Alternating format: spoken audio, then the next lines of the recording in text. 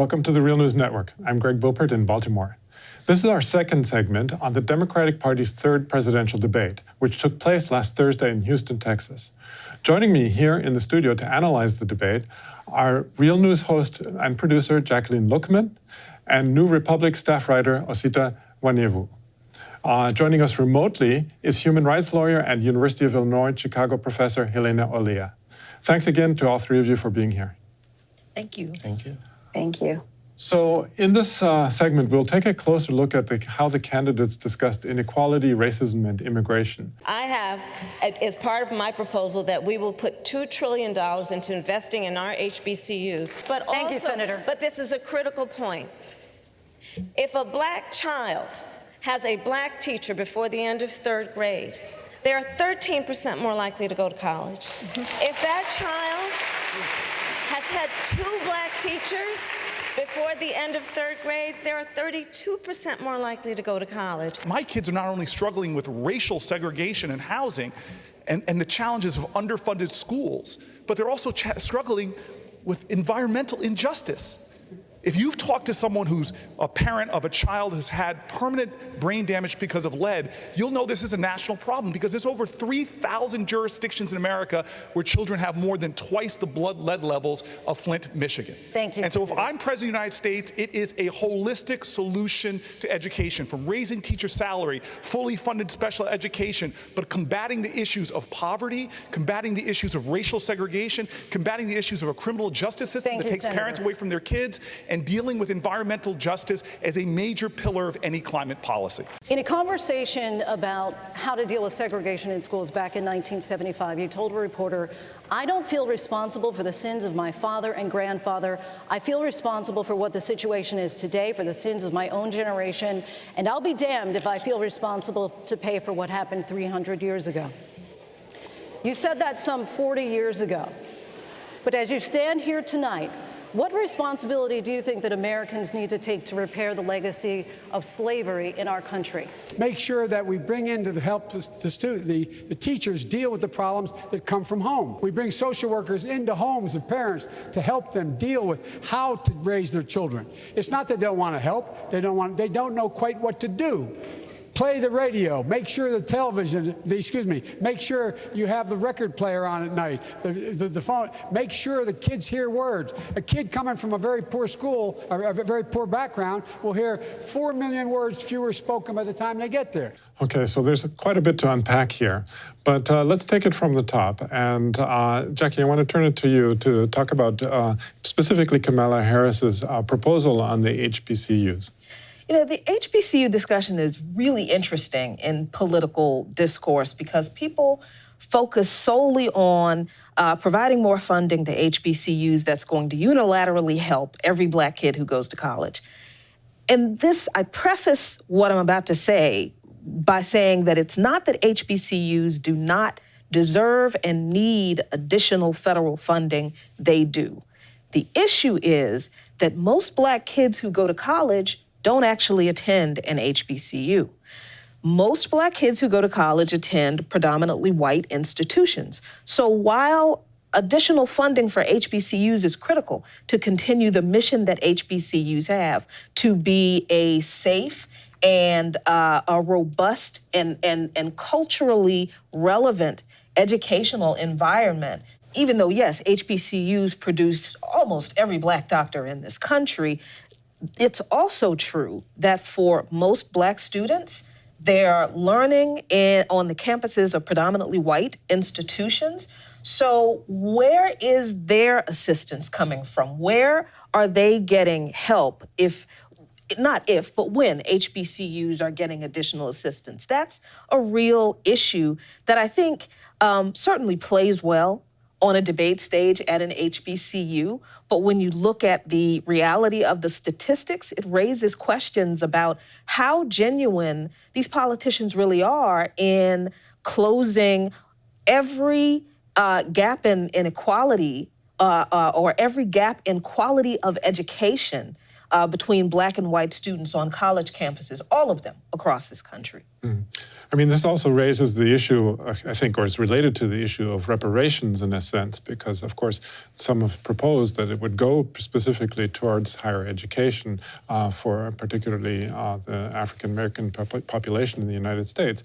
Now, I'm just wondering, though, what do you make of this, Osita, this debate, and particularly also how it might relate to reparations, which came up very briefly, and we didn't have a clip of it, but Beto O'Rourke did mention that he supported that, at least in a very general sense. He didn't, of course, nobody's specific about it. Right. What do you make of that? No, the non-specificity is very important, I think, across the entire country. I mean, the HBCU thing, HBCUs, as was just said, are absolutely wonderful institutions, but it's a very narrow discussion. It's a discussion narrow enough, in fact, that the Trump administration has made a lot of gestures towards HBCUs over the past couple of years, just because it's such a non-controversial, kind of very small part of the education situation in this country. If you want to deal with structural inequities that really impact most African Americans in the education system, you have to look at sort of the roots, alignment, the sort of roots, structural systems that define education funding in this country. And that's something that presidential candidates have often struggled to talk about in any kind of serious way. Because in this country, education is a state responsibility. A lot of the policies are set at the state and local level, so people can come out on the national debate stage and say this and that. But most of what you get in policy are sort of incentive programs from the federal government to get schools to adhere to certain standards, and they'll sort of put out these carrots for federal funding. But that doesn't actually change the fundamental aspects of education in this country. It doesn't change the fact that we become a country that's resegregated a lot of its schools. That's going to take a lot more structural attention. And I think it ties into the reparation discussion too, because in the exact same way, you have to think, I think, a lot bigger than the candidates are willing to really think right now and willing to talk about openly. I don't know how anybody could oppose studying the issue. I think my suspicion is that when you study the issue, it's going to become very obvious. Empirically, it's become obvious to a lot of people. The reparations make a lot of sense to close the racial wealth gap. The question then becomes, what do you actually do? What kinds of sweeping proposals do you actually put forward? How do you make them work politically? Everything is happening at this sort of surface level discussion where people are being more forthright about the history of racism in this country, the sort of legacy of slavery, all the structural inequities. People talk the right kind of talk. But solutions are still very limited. You see that in education, and you see that to the extent to which people are talking about reparations. It's still kind of inchoate policy conversation. Yeah, I mean, this gets also to the issue of, like you mentioned, the economic issue of inequality, which, as I mentioned in the beginning, in the first segment, didn't come up directly, at least, and certainly not in the context of overall economic policy. Helena, I'm wondering, what do you think of this lack of discussion of economic policy and how to address that on a larger kind of structural sense? I think that that's a very good point, because when we are discussing a number of issues such as healthcare, for instance, we are in a way kind of tapping on economic policy, but we are really not discussing it in deep. And I think that that's a crucial element of the debate. And I think it's related to the format that was used as well. And I would like to point out a couple of things in this regard.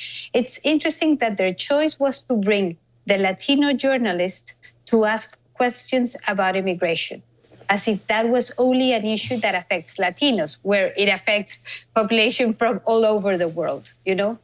And similarly, when we are talking about education, everyone is thinking about racial segregation and discrimination against African American students. And we should be thinking of education and discrimination from a wider stance. And so just as equally as it's important for African-American kids to have African-American teachers, it's equally important for Latino children to have Latino teachers. And we should be able to look at these issues from a broader perspective. I think we're leaving that element out in this discussion. We are tapping onto it. And similarly, I also want to point out that when we're talking about reparations, it's interesting also to consider, where are we cutting the line? Are we only going to refer to slavery, or are we also going to address the continuous discrimination that has affected African Americans in the US until today? And I think that the issue is much more complex.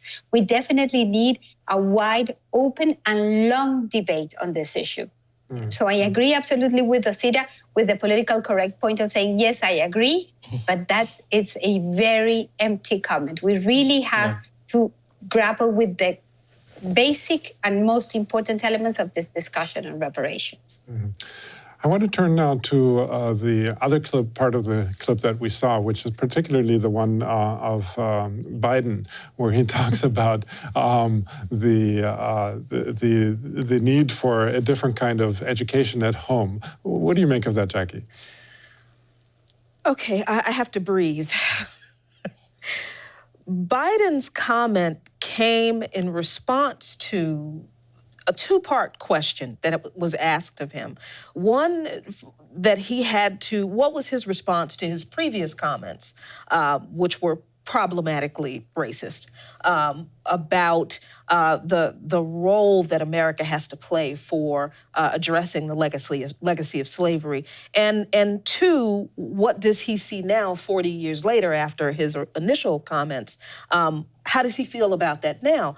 And his response was that America has to basically help poor Black families raise their children because they don't know how to.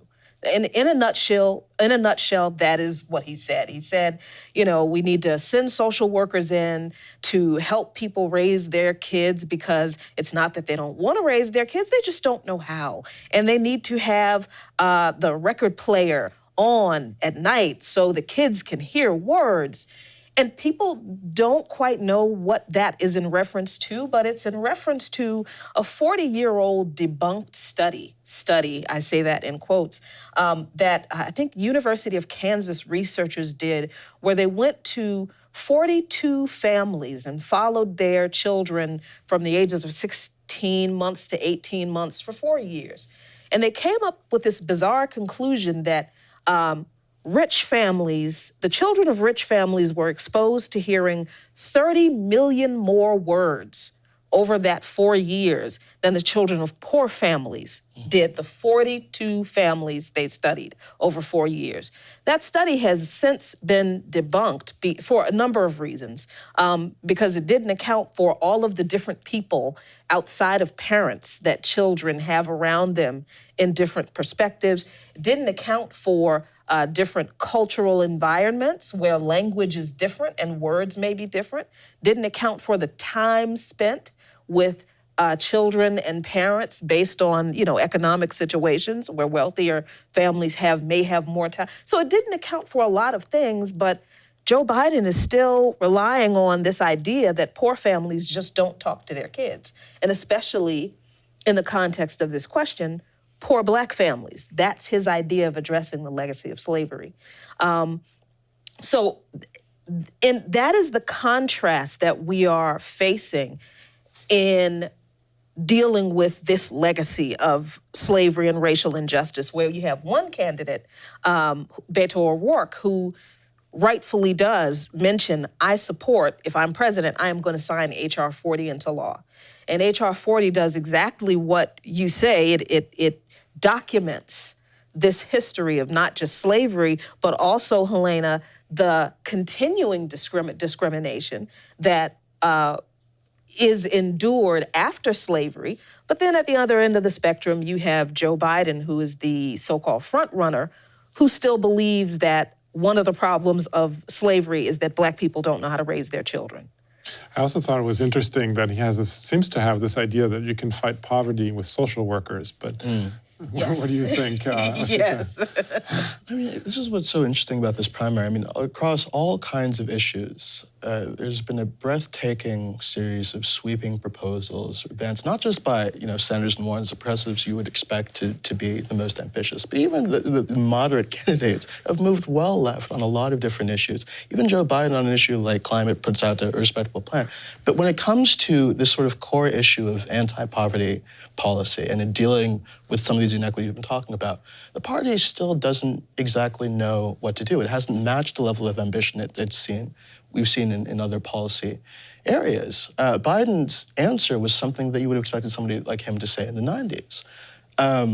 It's obviously important to read to your kids and spend time with them. But that's not the reason why we see all these inequities. We know, given social science research, that even Black parents who do everything right and kids who work hard at school, they're still suffering from the same inequities that we see across the racial spectrum for them. I mean, we know that African Americans who are high income or higher income than lower income white people will often live in neighborhoods that are still underfunded, that still lack certain resources. There are racial components to equity in this country that we haven't really taken seriously outside of academia. So as far as the sort of idea that you're going to solve those inequities by sending social workers into these communities and teaching parents how to raise their kids right, if you want to look at the most ambitious thing somebody said on poverty on the stage last night, it was actually Andrew Yang. Andrew Yang's UBI, the idea of doing a universal basic income that gives all Americans a certain level of income. They can use it to pay rent, they can use it to pay for childcare, whatever they find most necessary in their lives. That is a more serious solution that would help more Black people than Joe Biden's idea of lecturing Black parents that they're not doing things right. Give people material resources, and they will have the power to change the things in their life that they find the most burdensome. Now Yang is not offering reparations specifically for African American people. There's a narrowness to what he's saying. But I think that the core idea that the thing that is hurting people the most is structural inequity that can be solved by improving people's material situations. That is what the party has to dial into, just the way that it's dialed ambitiously into the healthcare situation or the healthcare reform proposals. There needs to be some kind of commensurate interest in really rethinking anti-poverty policy in this country, really reinvigorating the welfare state in a big way.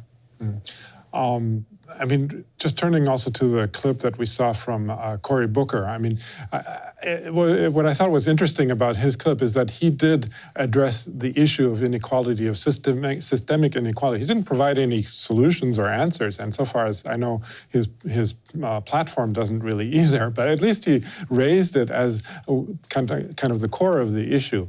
That's something that, at least in this debate, hardly anyone else really did, although I would say that Sanders and Warren probably come closest to actually offering some solutions or some responses to that issue.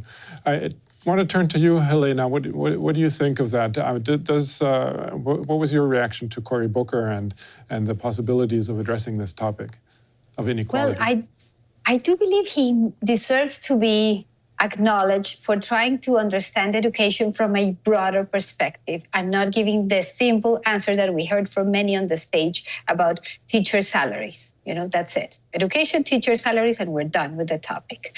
And I do appreciate considering other factors. And so I think he must be praised for that. I appreciate the inclusion of environmental justice, which I think is an important element, and also including, it's an interesting way to also mention criminal justice reform, which I think is also a plus in this aspect in particular.